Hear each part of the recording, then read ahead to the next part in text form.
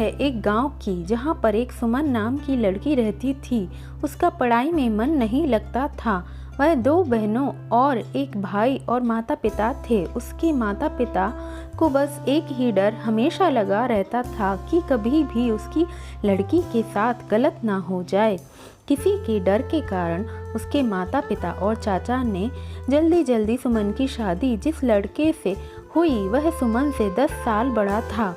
उससे उसके बारे में काफ़ी कुछ बताया था कि लड़का बहुत संस्कारी है और पैसे वाला है। तेरी इससे शादी के बाद तेरा जीवन बदल जाएगा। अब शादी के बाद सभी लड़कियों के साथ होता है, ऐसा ही उस लड़की ने भी सोचा कि तेरे साथ भी ऐसा ही होगा। पर जैसे ही वह अपने ससुराल गई, वहाँ पर उसने देखा कि ससुराल में उसका पति और सास थी। सुमन के घर वालों ने यह सोचकर शादी की थी कि हमारी लड़की आराम से रहेगी, इसलिए सुमन के घर वालों ने उसकी शादी में बढ़ चढ़कर खर्च किया। पर उन्हें क्या पता था कि उन्होंने अपनी लड़की को दहेज के लालची घर में बेच दिया है। फिर शादी के 10 दिन बाद उसकी सास और पति ने लड़की से कहा कि मेरी सरकारी नौकरी लग जाएगी, जो तू अपने घर से 2 लाख लाकर दे। तो वह अगले ही दिन अपने घर गई तो सुमन ने अपनी माता पिता को बताया। तो माता पिता ने सोचा कि कोई बात नहीं। सुमन के पिता ने सुमन को 2 लाख दे दिए। अब पैसे के लड़के के घर पहुंचने पर कुछ ही दिनों तक वह लड़की से प्यार करने लगे। जैसे ही पैसे खत्म हुए, तभी उन्होंने अपना गिरगिट की तरह फिर से रंग बदलना शुरू किया। अब की बार तो हद हो गई कि उसे गंदी और बदचलन कहने लगे। उसको घर से बाहर तक नहीं जाने देते थे।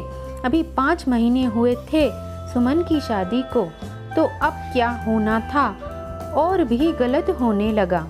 सुमन के साथ सुमन का पति और सास घर से जाते तो घर के दरवाजे पर ताला लगा देते और कहीं भी नहीं जाने देते।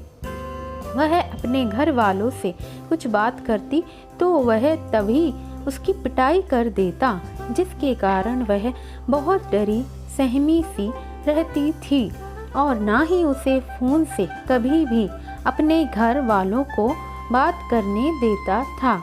जब भी वह कहती थी तो वह कहता था कि उसके फ़ोन में पैसे नहीं हैं। अभी उसकी शादी को 10 महीने हुए थे तो सुमन के पिता उसके गांव से ही निकल रहे थे। तो उन्होंने सोचा कि अपनी बेटी से मिलता चलूं।